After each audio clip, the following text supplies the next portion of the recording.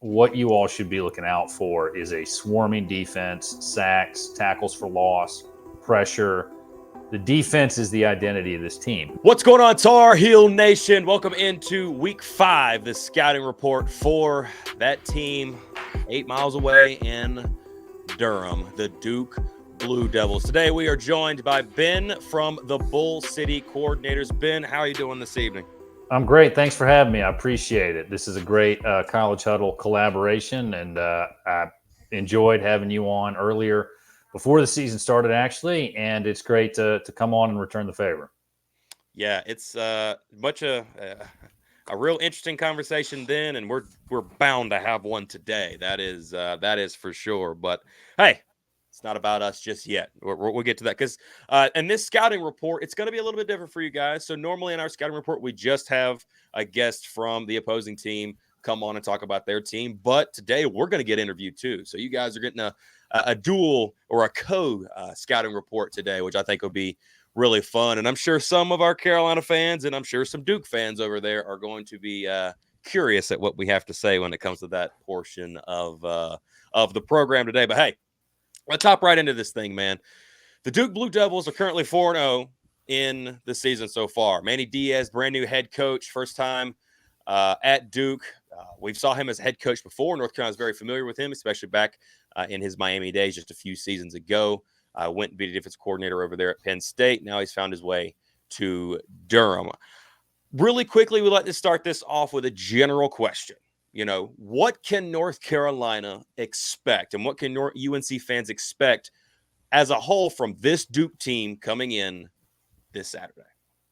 Well, I just wrote an article about where the Blue Devils are for the College Huddle after 4 games into the Diaz era. And I think what you all should be looking out for is a swarming defense, sacks, tackles for loss, pressure.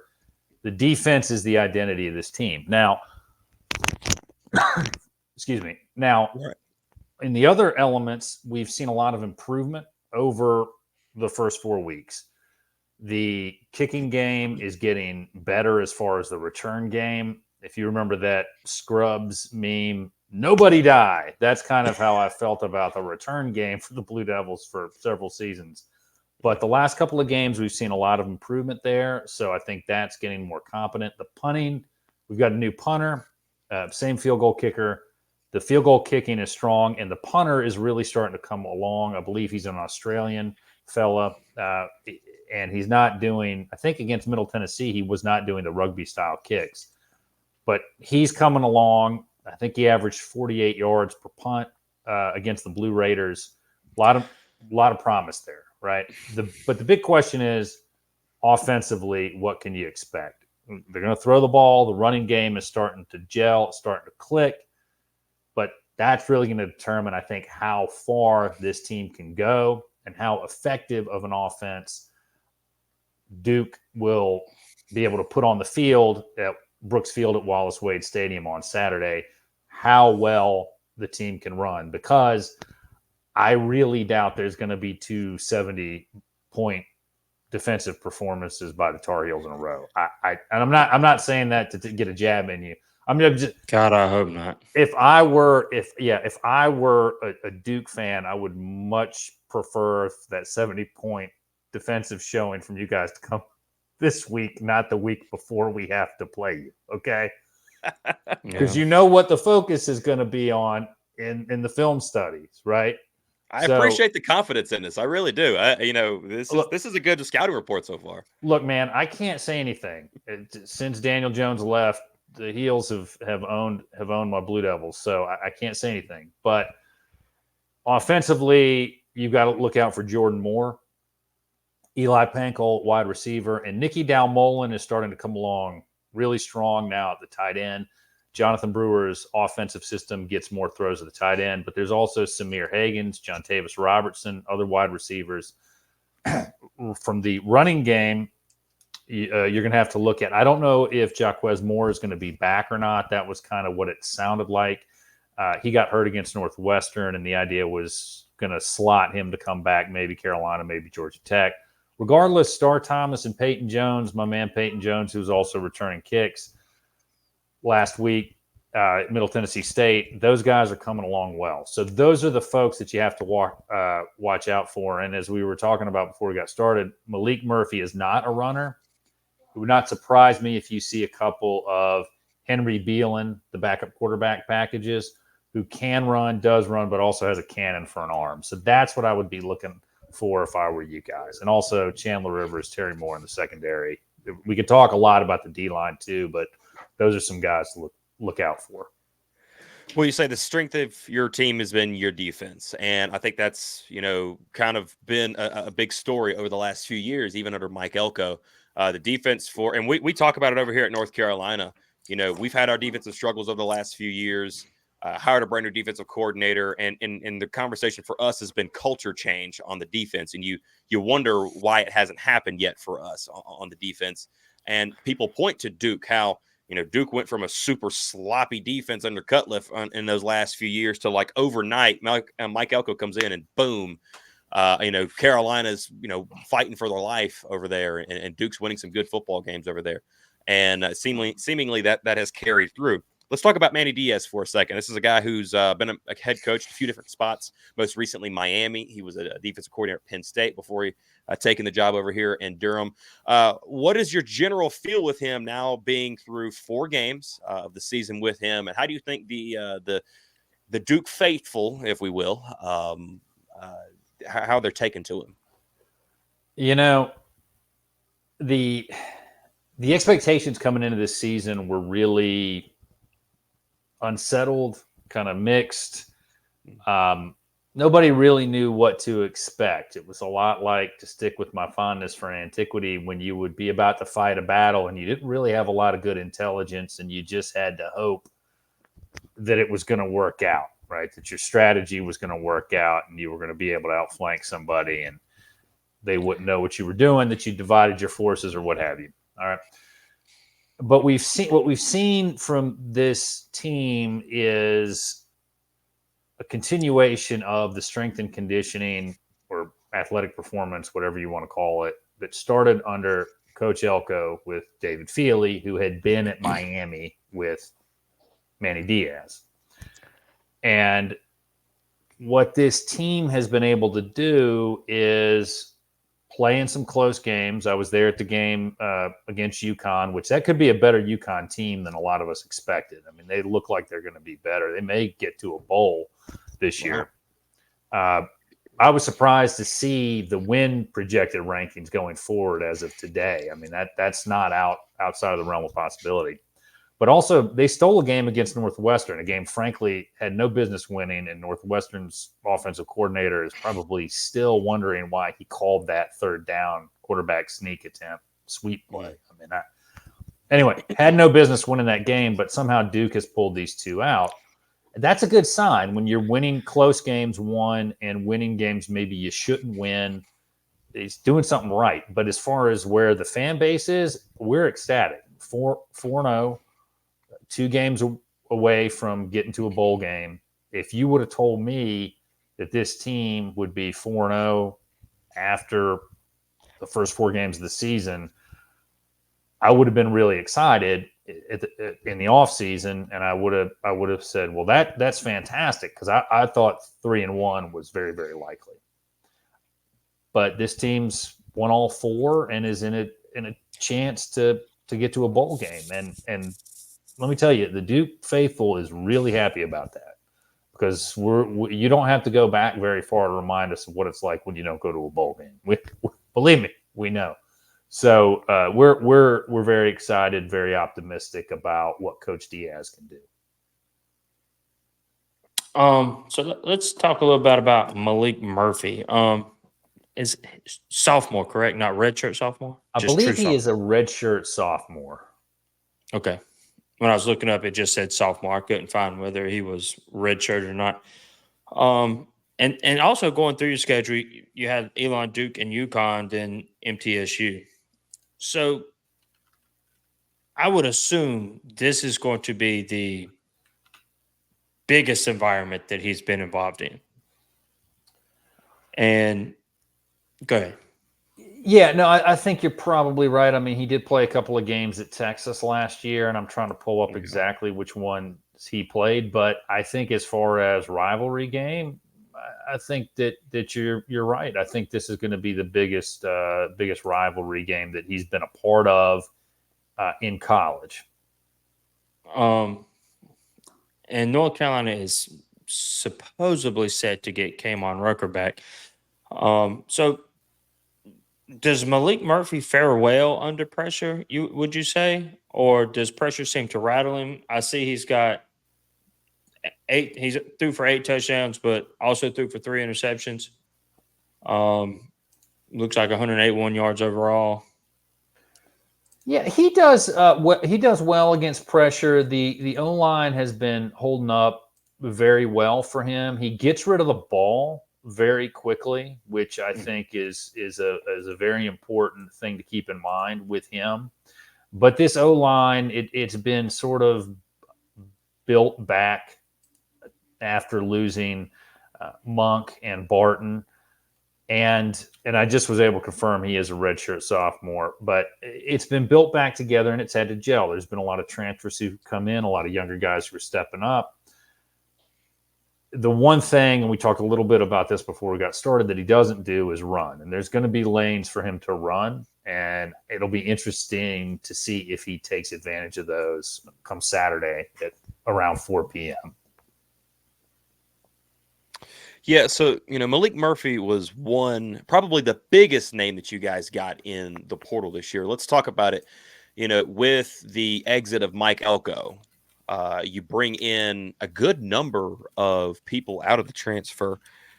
I'm not exactly sure what that number was. I haven't saw the complete number yet, but through the portal additions that you have had, tell me which ones outside of Malik Murphy. We obviously know him. Tell me which ones have had an instant impact on your team, and some guys that North Carolina may see and may even cause some problems for Carolina. Well, I think you can talk about Star Thomas as the running back. He certainly is a big one. He has really been playing very, very well, particularly with Jaquez Moore going down. One guy, though, who was not a portal addition, but a guy who decided to come back and use an additional year of eligibility was Nicky Dalmolin at tight end. And I think he's going to have a chance to make some plays. Kendi Charles, defensive tackle coming in from Liberty, has been playing very, very well. And he's a guy he is a difference maker. Ozzie Nicholas, a linebacker. Alex Howard, another linebacker. Those guys have been making a lot of plays of late. And that's a good thing. So those are, because linebacking depth had been an issue for the Blue Devils for the last couple of seasons. But those are the guys that you really, if you're a Carolina fan, those are the names that you should know coming into Saturday. And speaking a little bit on that defense, and I'm not going to pretend like I've watched a whole lot of Duke football. Just, I would hope not. I haven't watched any Carolina football either. So just reading through the stats and trying to figure out the defensive leader, a standout on defense, and the person I circled, and you actually mentioned his name when we was talking off air, and I circled him as Terry Moore, the safety. He's responsible for 11 tackles, 2 interceptions. He's got a couple pass defenses as well. So is he like the safety that's just all over the field? Is he like the leader of the defense? I'm not sure who the leader of the defense is, because those guys, it seems like a unit that polices itself. So it doesn't seem like there's one leader. It seems like there's a lot of shared responsibility. But Chandler Rivers is certainly one of those guys. Terry Moore was a running back who converted to safety. And he wanted to play, and he took the opportunity. He's made the most of it. But he is a guy who's really stepping up and really, really playing well. And a lot of those guys that they had come in are just playing great football all the way around. But he's a guy that, if he roves around, he's going to have a chance to make a play. And it's certainly something that, that you Carolina fans are not going to want to see. If we start calling Terry Moore's name, I think the Tar Heels have a problem. Okay. He's just really good. Jalen Stinson, of course, is another guy. He got a targeting call against him against Middle Tennessee, I think, in the first quarter. I don't know what the rule is on whether he's going to be able to start or not. Yeah, he'll be able to start if it was first quarter. Okay. But Stone, his backup, came in and played really well too. He made the most of his opportunity. I mean, this defensive identity has taken over the team. So those are some guys, in addition, in the secondary to Terry Moore, that you should be keeping an eye out for. Well, let's put this thing in perspective a little bit. So my question to you now is, speak for the fans, or what you kind of gauge from the general fan base, but also what you think about the Duke football team as it pertains to what does this game mean? The Victory Bell game. North Carolina's got a 5-win streak on you guys right now. Currently has kept the Victory Bell since Mac Brown's returned. Won it back in epic fashion right there at the end of that game in 2019. And that was a fun time. But no, tell me what this game means for this team this year. Brand new head coach, kind of thought of to be somewhat of a rebuilding year from outside ACC perspective, not being in the I think inside too. I think inside ACC perspective. Well, too. And you kind of alluded to that a little bit. People weren't thinking much of Duke football, and here they are 4-0. Manny Diaz is looking all right as a head coach. But tell me what you think this game this Saturday means to not only to you guys as fans, but also to this now very young Duke football team. Well, it's interesting that you say very young. They're young playing together, but there's a mix of experience there. If you go look at that roster, like, I was really surprised when I had Steve Weissman from the News and Observer on to kind of do a state of the program episode back around the beginning of August. There is a lot of youth, but there's also experience at key positions, and there's a lot of guys who are going to want to beat Carolina because they haven't done it before. I remember when Mac Brown came back and he asked people in the locker room to raise their hand if they'd ever beaten Duke. And he was making a point, like, you guys have to beat the Blue Devils. Okay. Mm-hmm. And I don't know if Diaz is going to do that or not. I assume you're going to ask me for a prediction later, so I'm going to put a pin in that. But okay.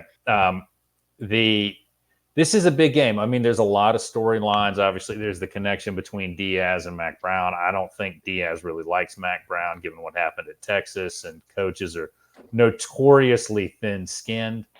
I mean, for people and I don't believe anything that coaches say, not that I'm saying that they're liars, but they're trained in coach speak. So I just, if someone attributes a quote to a coach, I'm just like, yeah, I'm not going to believe it. So, but my point is this. I know he's going to play that down, but it's going to be an important game to him to want to win. And I think this senior class and COVID senior class and transfer senior class, whatever, the guys who have been at Duke for a while are going to want to win this game, especially after the close games the last 2 years. Losers blame the refs, so I'm not going to blame the refs. But there's going to be a desire for a lot of players to get a win in this game.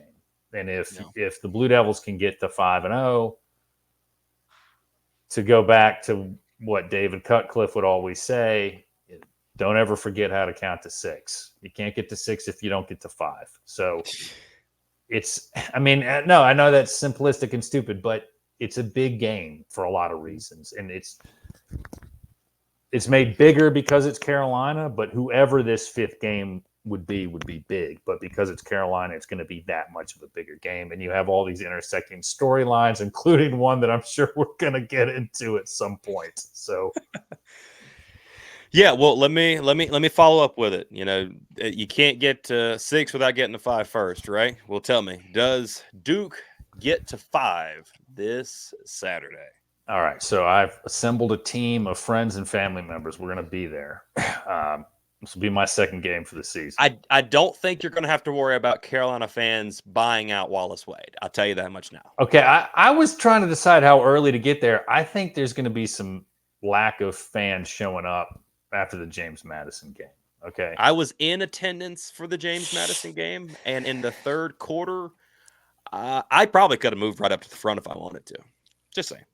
Well, actually, the last time, when Manny Diaz's last game as head coach of the Hurricanes was when he put a whooping on the Blue Devils, and we left that game early. My wife and I did. It was just like a 3-hour drive for us to get home. I mean, that was the year Cutcliffe got 2 coaches fired for beating his team, Virginia Tech's coach and Diaz. But here is where I am. Okay, we've heard everything that's come out of the locker room after the James Madison game, and I'm not bringing up the James Madison game to pick at you guys or anything. It's just this is the game that was played right before we did this interview. Okay, yeah, it's live and it's happening. Right, it's just something we got to talk about. Here is what surprised me about the aftermath of that game. Okay, that story about Mac Brown discussing resignation or talking about resignation, and then the spin room people had to come out and clarify something, and there were, statements made about what was meant and what was implied. It was kind of like the Cuban Missile Crisis with 2 cables sent from the Russians kind of a thing. I bring that up to say I'm just really surprised that information got out, right? Right. I mean, you guys do this. I'm sure you've talked to players. They do not like to go on the record, and they don't like to have that information come out, okay? Mm-hmm. I mean, I've had way more interesting conversations off the record with most of the players that I've talked to than I'll ever have on the record. Okay. Yeah. Mm-hmm. So the fact that it got out was surprising. So you're probably thinking Ben must be high on Duke winning this game. Here's the thing, though. Here's the thing. I'm not really ready to pick who is going to win, but this is what I'm going to say. Would it surprise me if Duke won? Absolutely not. Okay. All the factors that I discussed about why it's important to the Blue Devils. Okay. Carolina's sort of on its heels. It played North Carolina Central not particularly well. And I remember Cutcliffe's last season, Duke did not play North Carolina Central particularly well. That ended up being his last season. Okay. They won the game like the Tar Heels did, but still. So obviously, with the way the James Madison game went and the aftermath of it, would I be surprised if Duke won? Absolutely not. Okay. Are most people probably predicting Duke to win? Likely. I think Duke opens as a favorite if I saw something on Instagram. But let me say this, okay? Because I have a history degree and I have a second podcast. I don't know why I keep calling it a companion podcast, but the Classical Antiquity Side Quest, in which we discuss history with actual historians, okay? Mm-hmm. History is important. Why am I bringing this up? If Mac has one last game in him, like one last big win in him, wouldn't you think it would be against the Blue Devils? Because he hates losing to Duke, because he remembers Steve Spurrier and the '89 team taking the photo under the scoreboard, right? He remembers Dave Brown at Keenan. He remembers Randy Cuthbert. He remembers all those guys, Clarkson Hines, lining up under the scoreboard. It was like 41-0 or something, He remembers that, and he's not lost to the Blue Devils since. So if Mac has one big win in him, it's going to come on Saturday, I think, right? Mm-hmm. The counter to that is you didn't play great against North Carolina Central, and you followed it up with the performance against James Madison. Could it be that the team's like, has he lost control of the locker room? I'm not going to speak to that. I'm not going to say anything about that. I'm not there. I'm not witnessing it. What I am saying, though, is this does kind of remind me of the end of the Cutcliffe era in many respects, okay, with the way these games are going. I think that year Duke started 3-1 and just the wheels came off. So would it surprise me if Carolina won? Absolutely not. It would not surprise me if Mac got this team together and put everything he had into one last game.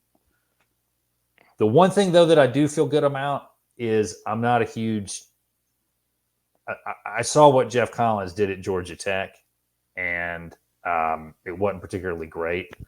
So I think defensively we probably have the edge on defense. Offense – it's a rivalry game. 6 of one, half dozen of the other, man. I don't know. I don't know. So my prediction is I would not be surprised if either team won come Saturday. I just don't feel comfortable picking this win because when I saw those reports start to come out about Mac Brown, I just said to myself, he is somehow going to twist this and use this as a way to fire him up to beat Duke one last time. And so that's where I am with it. I think it could go either way. Well, man, we absolutely appreciate you and your insight of Duke, and I'm gonna save what you had to say there at the end to flip it over to now, because now we're gonna turn this thing over to you, man. Oh, I just got one more funny. I got one more. Oh, funny. Go ahead. Oh yeah, dude, we forgot the holy smokes.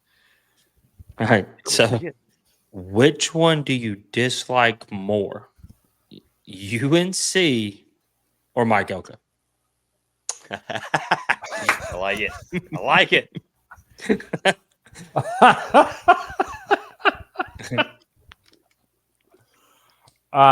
Depends on how Manny Diaz does. All right, let me. I mean, the dude literally hopped a plane in the middle of the night. That's true. Yeah, after saying he was going nowhere. And Riley Leonard was like, "Hold on, man, let me get out of here too." That's here's the thing. Here's the thing that irks me about Elko. I mean, I try not to hold hate towards individual people because I think it's bad karma. But hopping the plane the way that he did really just rubbed me the wrong way. That's a good one. I got to go. Well, for football purposes. All right. So for football purposes, that's a tough question. There's only one right answer. I think I got to say UNC though. I got to say UNC more, but that's a good question. I thought it was like that.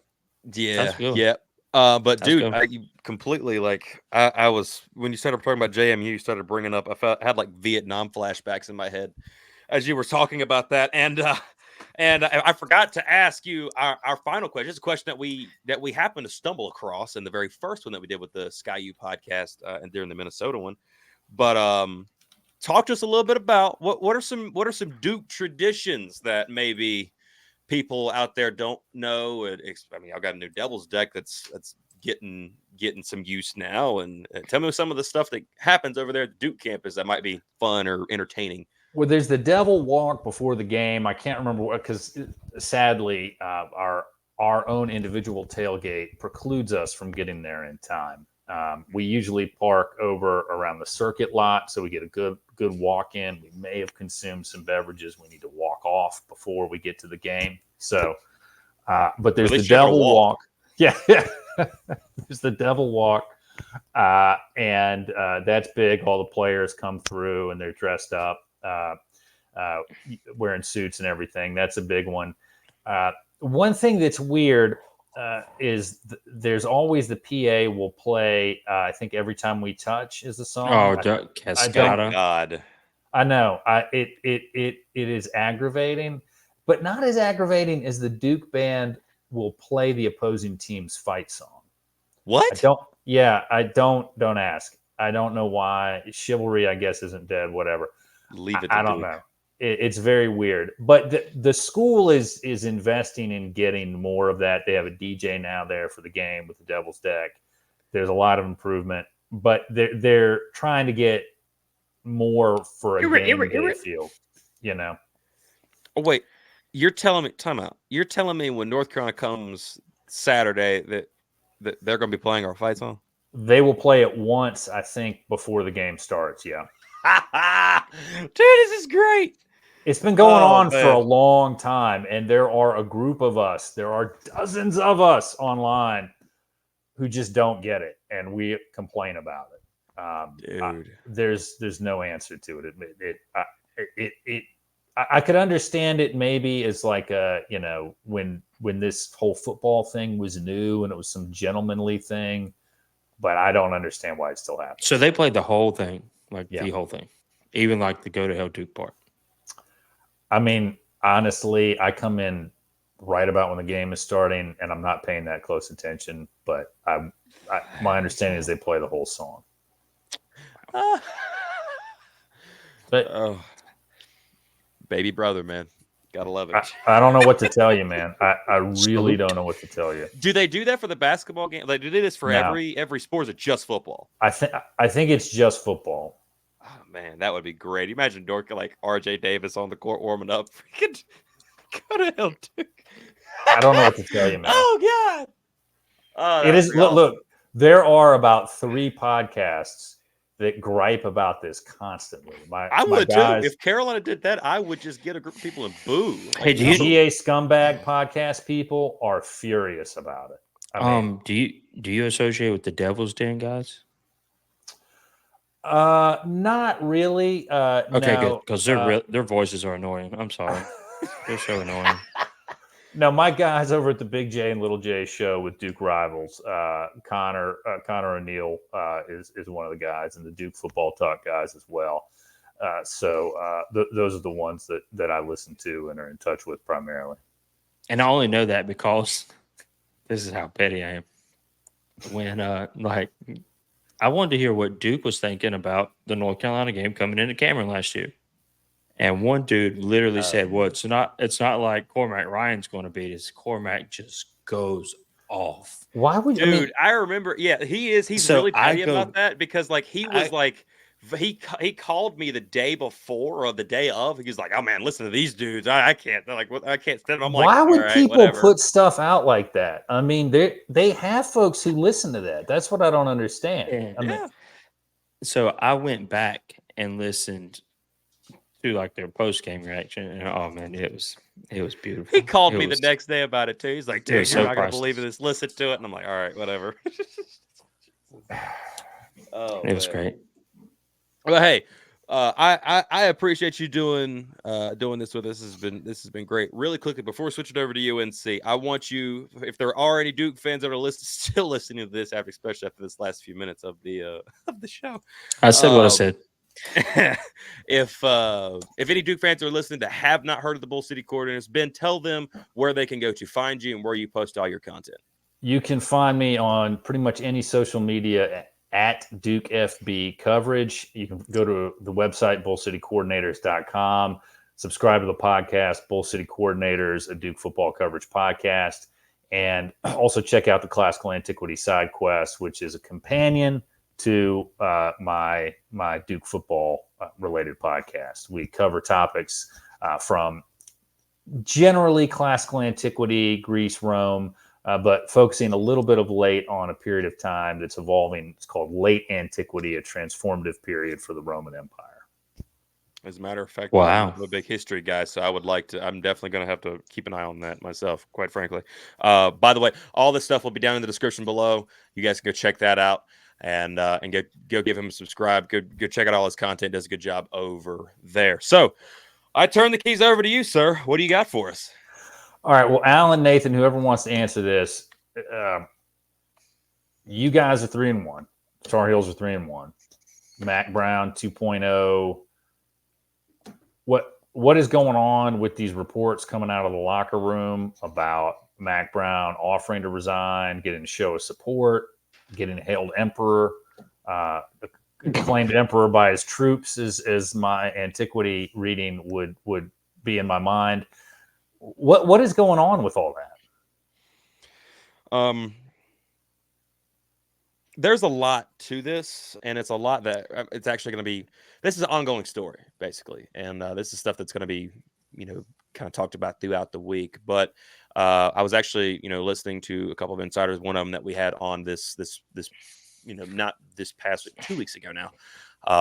He did a video today, and he was kind of giving more of a breakdown of what happened and what's happened the 24 hours now since, because we're recording this on Sunday night, of course. So, first things first, when it comes to what happened with the resignation, I think that's the biggest part everybody's talking about. I mean, it even kind of trumps the 70-point debacle that we had. Mac Brown during halftime came back in. Mac Brown's an emotional guy. If you know anything about him, you know he's an emotional guy. He feels losses. He takes losses way harder than he takes the joy of winning. He is the Kind of like Roy competitive Williams. guy. Yeah. Like kind of like Roy Williams. Yeah, right. You're right. He is a uber competitor. When he loses, it tears him to shreds. Listen to the Mondays after Mac Brown's press conference after a loss on a Monday. Tells you everything you need to know, right? And not only that, but he knows these players. He's not just they're not just a number for him. They are relationships. They are people. They are people that he takes in as kind of like children in a sense. That's the way Mac Brown is. He's a very personable guy, and that's just what it is. So when he was when everything went down, they scored 50 and JMU scored 50 in the first half. He went in at halftime, and he knows one thing coming into this year. We all kind of talked about it. He's fired everybody and brought in everybody. You know, he's changed everything that you can change outside of him. And he said, if I'm not, he said this just way before this, you know, he said multiple times, hey, if I'm not the guy, I will let you know. If I feel like I'm no longer the best person for this decision or for this program, I will make the decision to step down. You know, Mac will never have to be fired because he will resign before it gets way to that point. And going on with the game going like it was, having the changes that you made, you've hired everybody on the staff is because of you. Everybody on the football team is because of you. Is because of you. You signed him on. He was feeling it for this program. He basically told the team, he sat them all down and said, if I'm not the guy for you, I'll walk away. And that was him resigning, right? The team then said, basically, hell no, you're not doing that. And they rallied behind him. If you go look back at the game, you know, Carolina put themselves in a position to go win that game. Defense could have got a couple stops. They really did put themselves in a position to go win that game. They did score 50. So, and had 5 turnovers. They was on pace for, what is that, 7 times 5, give or take, if they score 5 touchdowns on the 7. No, yes, 5 touchdowns on the 5 turnovers. Was that 45? Yeah. And not only 35, that, so on pace for 85. Jacoby Criswell was the story coming in because third quarterback in 4 games, and you're trying to figure out that situation. And he threw for the 3rd most yards ever by a North Carolina quarterback. The only 2 that beat him out was Marquise Williams and Sam Howell. You know, he beat out Drake May, and Drake May was on the sideline watching it, you know, there because he had the Thursday night football game against the Jets. So that happened, right? He come back and he basically kind of walked it back because the team rallied around him and said, no. You are the guy for this. This is on us, right? They went out there, played the second half, put themselves in good position, just wasn't able to get it done, okay? Evidently, something that I have found brand new information coming out now is Carolina has a culture problem when it comes to football. Not in the program per se, but when it comes to chancellors, our AD, things of that nature. They've been fighting this battle for 30, 40 plus years, Alan, if I dare say so. Right? It's been a while. It's been a long time. Older Basically, it is an evil. It's an evil that we must tolerate because they love their basketball. They love their non-revenue sports, their Olympic sports, if you will. Football is a necessary evil. This is something that Mac Brown had to fight a little bit back in the 90s, and kind of was some of the cause of why he left to begin with. Because I think if things were a lot easier, he would have never have left, went to Texas to begin with. But evidently, some stuff happened this week between Mac, AD, and the chancellors at B. I'm not sure exactly what the situation is. It's not something that's been widely spread yet, and the reason being is because the insider said it himself. He said, I can't just, like in the movie Jaws, when you cut the shark open and everything just falls out. He says, I can't really do that yet because there is a lot to this onion. There's a lot of layers of this onion. Well, right? and it's funny the way that you put that, and that was my thought. As part of this was people who want to move on from Mac Brown 2.0 were leading the charge to get that information out, which here's why I'm somewhat optimistic as a Duke fan going into Saturday. I remember when I had John Latina, Duke's, I think, most beloved offensive line coach in history on, and we were talking, and he said, look, if you've got a staff where everybody gets along and nobody's gunning for a promotion and nobody wants to take your job and everybody's working together instead of looking out for themselves, you can go really, really far. And my first thought was there are some people who are maybe ready to pull the plug on Mac Brown 2.0. Is that kind of the sense of what you all think might be going on from the outside? Maybe not in the locker room. I don't No, think there's I don't any, mean the locker room. I wouldn't think locker room or staff. I think this is just a football is an evil. I think this is a board of trustees type. Mm-hmm. I mean, yeah. There's a lot more that I don't understand about, the whole board of trustees and how all that nonsense works. I'm just a fan of the university. I don't pretend like I know who's on the board of trustees, where they're from, how they feel. And we do have a brand new chancellor in this year, and there's been you can He's a tell Duke there's guy, been right? Yeah, Duke guy? he is Bringing him former down Duke from guy. the inside. There we go. So wait a minute, y'all Yeah, send a guy from the inside to get us? Is this what is this what we're finding out on the podcast right This now? could Is this be. what we're doing? It could be. You guys are dirty, man. Well, look, Trojan here's the thing. horse. And then we talked about this. Trojan horse. We talked about this with my thoughts on the game, but this could be a rallying thing, which is what worries me, right? That's what. I'm sorry, I didn't mean to cut you off. No, go ahead. So, I mean, who are the guys? If we're a Duke fan, who should we be watching out for to lead the rallying charge for the Tar Heels on Saturday? Oh, Al knows one answer to this. And I'll just that's what I'm hoping this is. Mm-hmm. I'm hoping this brings them together internally, and they says, "We got us. Screw everybody else. It's us four, no more," or what? Just an expression. But if there's one guy that'll lead that charge, it's the guy that has not played in three games. Yep. And that's number 7, Kamon Rucker. And that's one, and he defensive end. And that's he pulled the defense. There was a picture of him on the sideline, had the entire defense. He was in the middle. You couldn't hear what he was saying, but he was lighting into him, telling him, "Let's go. Y'all got to do it. I can't be out there to do it with you, but y'all got to go. You got to do something."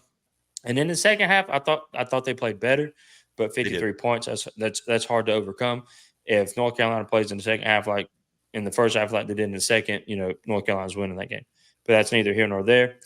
Yeah, it's going to be Kamon Rucker. He'll be the Chris Wallace from Braveheart. He'll be that guy.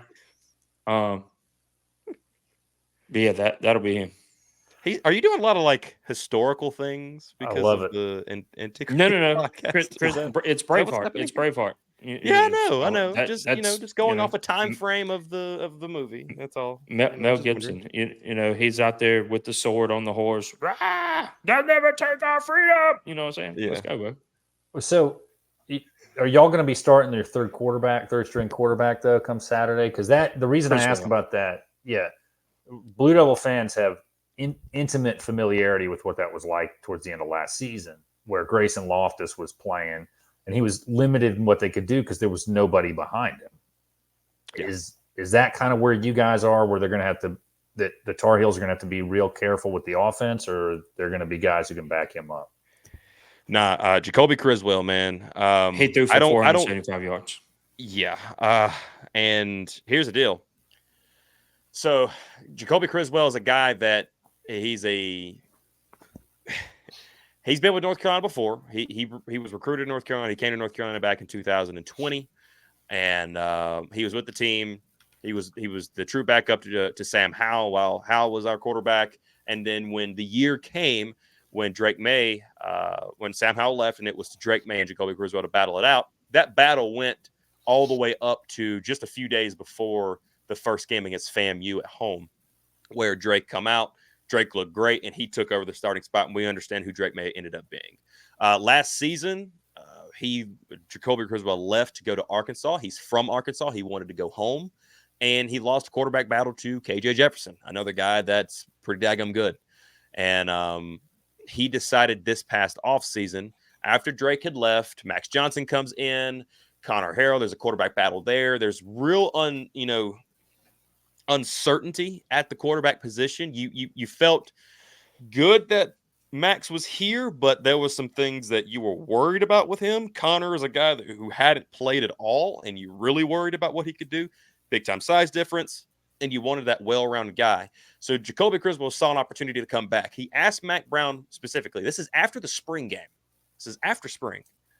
He asked Mac Brown directly, hey, do you think I'm going to have a chance to start? Mac Brown told him, no, there's no way. You're coming in. We've changed offensive coordinators since then, from Phil Longo to Chip Lindsey. We did that last season, and Criswell didn't get any exposure to that, so he would be coming into a brand new offense, having to learn everything. A few guys had left, so there's not as much familiarity outside of the tight ends, because Copenhaver and he grew up basically with Copenhaver and Bryson Nesbitt when he first was here. So there was no chance for him to become the starter at all. It's because he was coming in so late, there's no way. So when Max Johnson goes down, and there was reports coming out of fall camp, that, man, Jacoby's behind, but he's your best chance at quarterback. He's better than those two guys. If he could get himself caught up, he'll be just fine. Like, that's your clear number one right there. That was a conversation coming out of our fall camp. And didn't think there was going to be an opportunity to do it. Max Johnson goes down. Jacoby starts ramping up even more. He dropped like 15 pounds of weight, of body weight, because he was getting heavier. 3 weeks. 3 weeks. He dropped some weight, and he saw an opportunity. Connor played. I was there at the Charlotte game. I thought he played some promising football, but some definite restrictions. Mostly, he can't play within the numbers. He has to play outside the numbers, just because he's 6. They list him at 6 foot, 6'1". He's probably 5'10", 6 foot. Quite frankly, 5'10", 5'11", somewhere in that area, 5'10" to 6 foot, in that range. It might be 6 foot with cleats on. Right. So, he had some restrictions. He doesn't throw a very clean ball, if you will. It comes out and it's sitting there wobbling, and he looks really nervous in the pocket. He has no pocket awareness, and you were worried about him. He's young. He's very young. NC Central comes. He has 2 bad drives. They put Jacoby Criswell in. They said that was a pre-planned thing to bring him into the third series. That way they could get him some game reps in, because they didn't think that they would be in a fight with NC Central there early. And Criswell just looked good, and he's kept the job since. He comes into this game, throws dang near 500 yards. So Criswell looks like he has caught up. He looks comfortable in the pocket. He has some pocket awareness. He does have the ability to scramble. He's not going to be extremely fast. He's faster than Max Johnson would have been. Not as quick as Drake, but he's fast enough. He can get out and he can cause some damage, and he showed that a few times in this game as well. So as Carolina fans, going into the JMU game, we all know what happened there. Everybody was saying, if we could just get our quarterback situation figured out, we'll be fine. Because defense had played really good up until yesterday. So where are you guys? Give me the pulse of the fan base coming into this game. And part of why I'm asking this is, and look, coaches, it's a long season, it's a long career. You got to look for stuff to motivate players. I get it. Mm-hmm. But from an outside perspective, I could see the narrative becoming, gosh, if Mac Brown has to threaten to resign, which is misleading. I get it. That's not what happened from what you all are telling me. But there's truth, and then there's truth, right? Yeah. You can't see what I was doing on the podcast, but I was making a Simpsons reference. But you could see from a narrative from the outside of people saying, look, if he's got to pull this card, there's a problem there at Carolina that goes deeper than just the JMU game, right? And I don't know what it's like there. I'm not going to comment on it because I'm not experiencing it. I'm not seeing it. I'm not talking to anybody who's there. That would be irresponsible of me to do that. So where are you guys, and where is the fan base coming into this game against the Blue Devils on Saturday? I would say the fan base is pissed. Just go back Burn to it this. down. Yeah. Go. You can take it back to all the way to the Sam Howell era. But we'll just keep it on the Drake May train just to keep the conversation shorter. It's the losses to the Georgia Tech's when you ain't got when they don't have business holding your jockstrap. The losses to Virginia when they don't have any business winning. I mean, you're what? I mean, you're in the top 10 and you just lose to some. You lose to games you're not supposed to lose. So they're pissed. Like, why do we keep losing these games? Why? So of course they're like, first it was Gene Chizik. Well, you get fire Gene. Then it's the defense has the defensive line has 4 stars, 5 stars, all up and down its depth chart. We can't get pressure on the quarterback if he's standing there 10 seconds and there's a group of 5-year-olds protecting him. Can't get to the quarterback. Well, Tim Cross has got to go. Okay, Tim Cross is gone. Now Gene Chizik's gone. The last person to go, of course, is Matt Brown. Yeah. And I'm not saying I agree with it. Personally, I don't agree with it because I don't know who coaches the team once Matt Brown leaves. Mm-hmm. But now it's Mac's got to go. This is year 6. You lost to a JMU program that's in a group of 5. Yes, they were outstanding last year, but they lost 64 players from last year to this year. They lost 64 players. Has a brand new head coach, but they absolutely made you look like an idiot out there. I mean, granted, the players didn't help the coach look good. I mean, you have an onside kick that hits a North Carolina player right in the chest plate. He can't scoop it up. It bounces 10 yards back back towards Jamie, and you're just like, what the fuck? And not only that, the coaches were screaming onside kick. Hey, it's an onside kick, and still it happens. So the players' performance and the coaches' performance, the coaches get out coached. And you can say what you want. The players, if you're starting for North Carolina, the 11 people that walk out first on both offense and defense, they're getting paid to play. They are being compensated handsomely. Yeah. From what I've heard, they are being compensated handsomely to play for this football team. So at some point in time, this is a diet NFL. This ain't, the 58 milligrams of sugar that you find in Mountain Dew and, the high speed, low drag in the NFL. But it's a diet. It's a diet NFL. You're being paid to play. It's like AAA ball. Yeah. I mean, exactly. Yeah. It's no longer, you're playing football for us because we're letting you get a free education here. You're getting a free education and people are paying you to play. The fans are buying them. The fans are buying tickets, buying merchandise, coming out to these games and, filling the stands. I mean, a $50 ticket through SeatGeek Ticketmaster, whatever you buy your tickets through, if it's, if you're not buying, a season ticket holder, that $50 ticket turns into a $100 ticket real quick. Yeah. So the fans are pissed. They're, we have high expectations because it's JMU. You don't think you're going to lose to JMU. You come to North Carolina Central, you don't think it's going to be 17-10 in the third quarter. Like, what the hell's going on? Like, I know we have a quarterback issue, but we don't have an issue outside of the quarterback with players. Our players are better than their players. They're bigger. And we don't have faster. the thing about it is I think we feel pretty confident in quarterback right now. And now the whole team just took a crap. Yeah, I'm really not concerned about the offense now. If Jacoby Criswell is the man that's going to lead the way, I'm not concerned about the offense. But holy cow, now that I'm not concerned about the offense, I'll be daggone if the defense, is like water and toilet paper. It's just not going to hold up. And that's the thing. That's the thing. Pissed. Yeah, that kind of looking at it from what to expect, and I'll be interested to get your predictions. And that'll be my next question. But after the way it was tough against Charlotte, it was tight against North Carolina Central, and in this game, I can understand why you all are relaying what you're relaying to me. But why don't y'all go ahead and give me predictions? Who are you taking on Saturday and why? Well, before we get there, I want to talk this defense really quickly, just real quick, and then I'll lead straight in with the prediction. Jeff Collins is hired in as your defensive coordinator. Now, everybody looks at what happened with him at Georgia Tech. Okay, perfectly fine. I'm not going to skew a guy on what he did there. Manny Diaz was a head coach. Didn't look too pretty, but pretty solid as a defensive coordinator, right? Jeff Collins, not great as a head coach, pretty solid as a defensive coordinator. He's got that track record. And I think the idea of and Carolina fans had the same thing that, oh, look at what he did at Georgia Tech.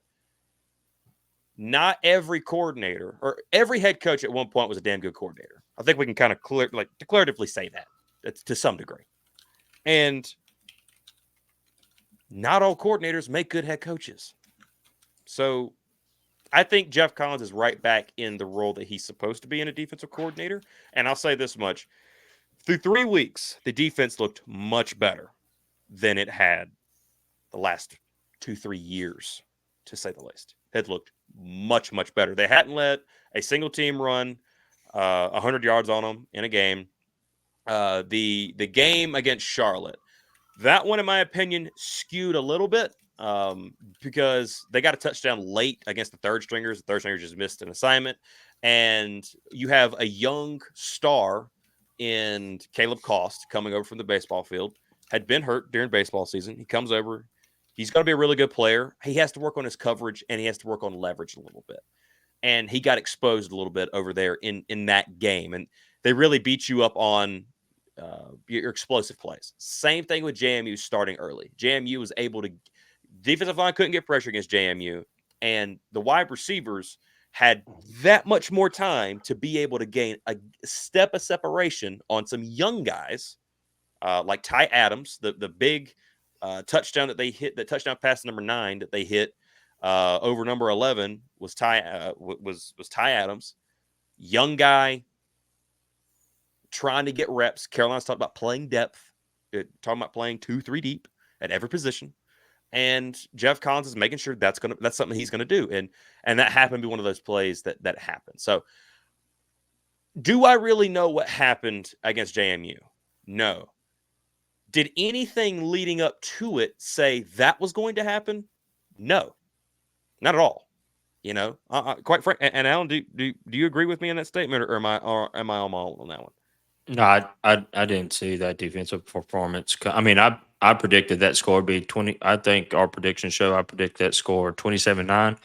You know, I thought North Carolina's been pretty good in the red zone. Yeah. For the most part. So, you know, I thought, you know, North Carolina, especially how I thought the wake up call was NCCU. They started slow, you know, Central went right down the field, got 7, or did they get 3? I don't care. They went right down the field. They got 7. Went right down the field, got 7. Penalties killing Carolina. That's another thing that they've talked heavily about this year. And you had 16 penalties. The last time Carolina had 16 penalties in a game was back in the 1960s against Virginia. 1960. That's a long time since it happened. So there's some things that Carolina's defense, they didn't do well, but they're also stabbing themselves in the back while doing it by committing a lot of penalties. A lot of times they're getting off the field on third down, but they're creating a roughing the passer call or a pass interference or an early jump or something. They're doing something to hurt themselves. So Carolina, obviously JMU was their worst game defensively, and you're trying to figure out why that is. But I'm not willing to say all of a sudden now, because of what happened against JMU, that boom, this defense is god awful. It's going right back down the trash. Ranked 112th in the country, 120 something in the country again. I'm not willing to say that. I want to see how this game goes with this defense to see, because through 3 weeks, especially on the road at Minnesota, an offense that's looked much better and much more improved, big bodies on the offensive line, you didn't see that coming at all. And I mean, they're pretty decent up there at Minnesota, right? Especially offensively. Max Brosmer's looking much better than he did against us. And so I'm curious to see how that happens. I'm not willing to burn it down just yet at all. I do think it's going to be a wake-up call. I think Mac Brown just was emotional in the moment. I don't think it was even meant to be a rallying call to the team. I think it was literally just him being frustrated in that moment and thinking, what else can go wrong? Especially if what we're hearing from the outside happened during this week with maybe some chancellors or something of that nature. If that happened coming in, perfect storm for Mac Brown to get that emotional, because that's not him. He would never leave this team in the middle of a season. That just wouldn't happen. Me and Alan talked about that, a little bit during our post game. But score prediction, And game prediction, I do think Carolina is going to come out of here and they're gonna take back everything from next week. They're going to learn from it, and this is going to be a close football game. This is not going to be a blowout one way or another, in my opinion. I quite frankly, I think it's a blowout more likely for Duke. Like Duke could blow us out if Carolina doesn't rally. I do think Duke could blow us out if we're not careful. But I do believe this is going to be a close game. I got a 3-point win for North Carolina, 24-21, to keep the victory bell, because that victory bell and keeping it and that win streak against Duke, like you mentioned, means a lot to Mac Brown. He's talked about rivalry games a lot this year, and beating Duke, NC State for one, considering we have a 3-game losing streak against them. So I do believe it's going to be a tight one, and Noah Burnett's going to have to kick us a game winner. Yeah, I'm not sure.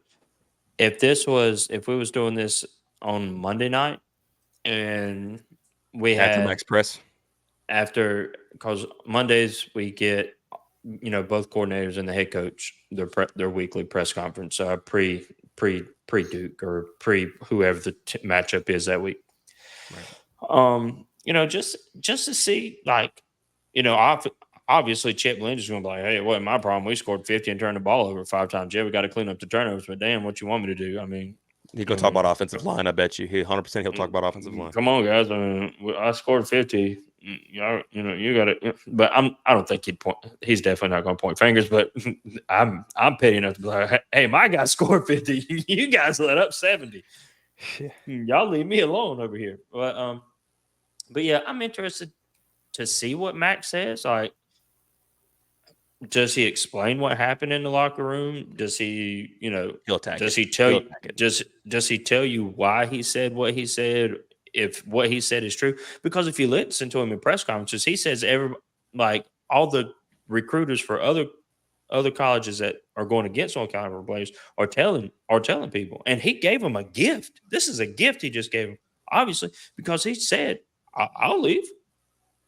But he's telling all these kids, I'm not going anywhere. This is what I love to do. So he just gave other colleges on your point, Bryce Baker, our 4-star quarterback, potentially getting ready to be borderline 5-star, actually did tweet today. He tweeted about his a video of him and Mac talking before the game, and he said this is the place to be. So that's good news for Carolina fans. So Bryce Baker's hanging out. I like Bryce Baker. Thank you, Bryce Baker. Kendra Harrison, come on this way, fella. Let's do this. Jordan Chips would have to put some work in for this one. So I really don't know which way to go. I'm with Nathan. If Duke wins, I think it's by more than 10. Yeah. If North Carolina wins, it's a point or two, maybe, or hell, maybe they turn into galvanized steel, and they find a way to blow. Everything just clicks because it looks like North Carolina might have finally found an offense. But of course, I'm gonna go with UNC because it's a homer pick, of course. But I got it a lot closer. I actually have it at 31-30.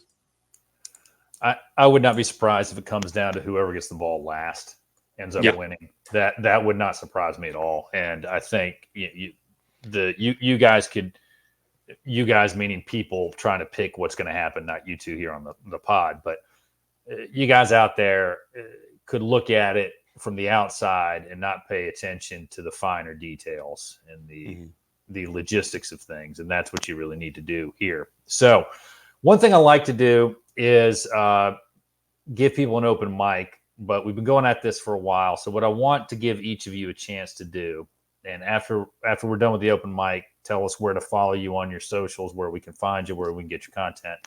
Say one thing in the spirit of rivalry week, which is in September for some stupid reason. This is ridiculous. I know. I got a perfect one. Say one thing that could bring us together. Took the wind out of your sails, brother. All right. Just say one thing. You lead. Say something positive. You lead off of it. No, you go with what you had in mind. Go ahead. Oh, no, I'm still going to get that one out because I think Nathan knows where I'm going with this. I'm clueless right now. Go ahead. This game should not be this week. Okay, yeah. I thought of that earlier. This game should be where the NC State game is. Everybody's like, oh, NC State's your rival in football. No, the hell they're not. We don't have no trophy with NC State. There is a physical object on the line for these two football teams come Saturday afternoon at 4 o'clock. This game shouldn't be the 5th game on the schedule. I don't know who makes this schedule and why they put Duke on the schedule. It's North Carolina Duke.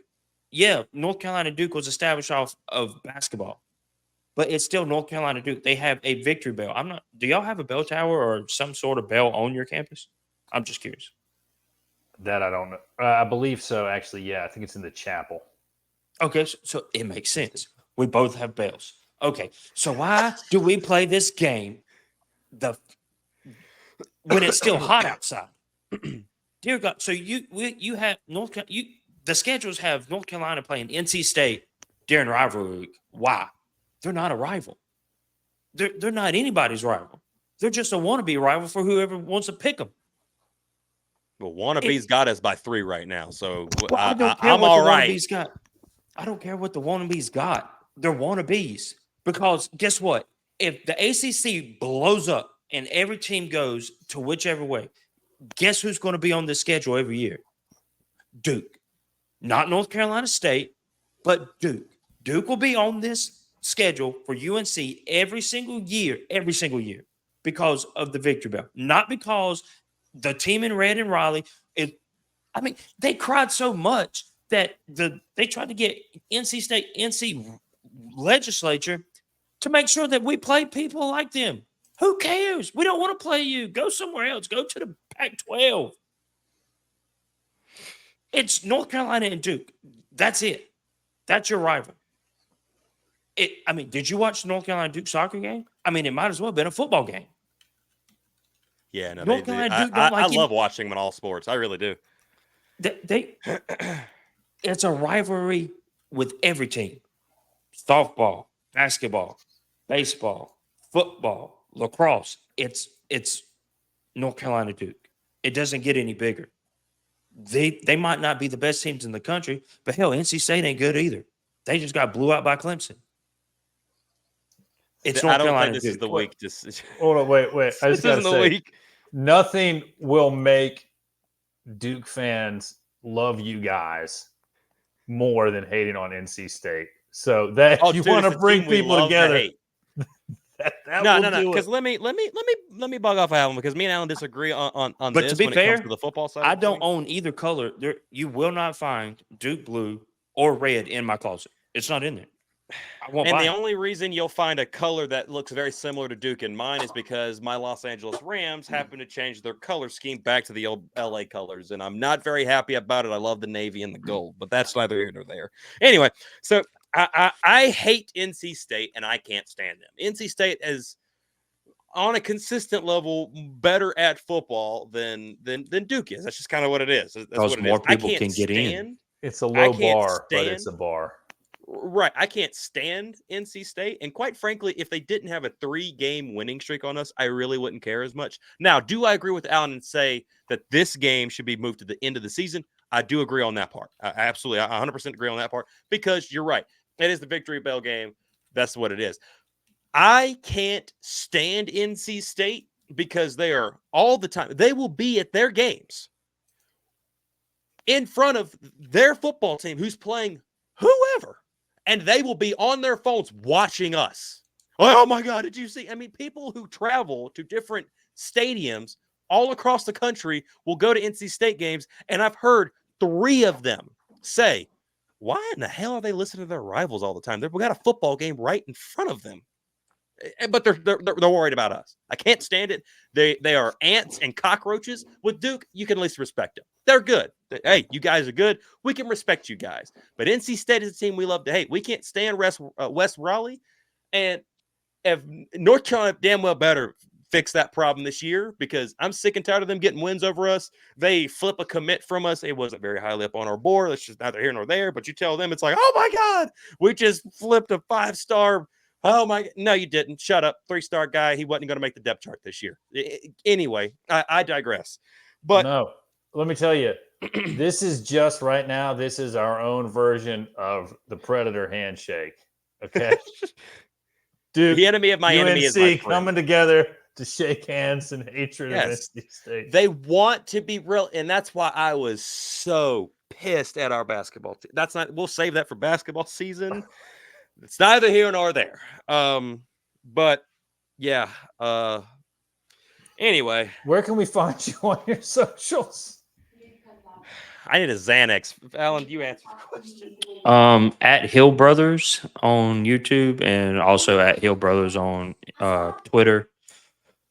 Spotify. I think it's going to about do it. I don't think we're on Apple Podcasts yet. No. And I'm not sure if we have an Instagram yet either, to be honest. See, there you go. I can barely handle Twitter. I don't need it. Yeah. So at Hill Brothers, YouTube, Twitter, and then our recorded podcast will be transferred over to Spotify if that's your thing. All right. That's it for me. I'll add a couple of things in. I'll do an outro and post, and I got to get my dad's check-in voicemail, so I'll add that later on. No problem, man. Hey, for our audience, we want to thank you so much. If you made it through all this, boy, you are a real one. If you did, what do you say, Alan? Let's do a little something. If you made it to the end of this show, and you're my NC State rant. Yeah. If you made it to the end of the show, tell us what color of hat Alan was wearing during the show. And you do the first one that we get, let me know. We'll do something for you. Email me. Email us at hillbrothers89@gmail.com. Doesn't matter if you're a UNC fan or a Duke fan. Let us know. If you're an NC State who I fan, think will get it? What? You know who I think will get it? Who's that? Tar Heel Ron. Yes, he will. I have a good feeling about that for sure. But hey, thank you guys for watching. Thank you so much for being here. Considering you are a rival, it's been a blast, I will say. Yeah, this has been fun. That's before you listen to the voicemail that opens my episode. But that's fine. Change your tune after that. I can just, now that you said that, I can just skip ahead 30 seconds and we'll be right on track. Oh no, throw a turd on a Sunday. No, let me tell you, you will like it. Okay, I'll give it a listen. Okay. Yeah. Scouts on it. Scouts on it. All right. Thank you guys for watching. Thank you so much for being here. And as always, go Heels. Go Duke. Oh God, no. We're edit it out. You don't want none.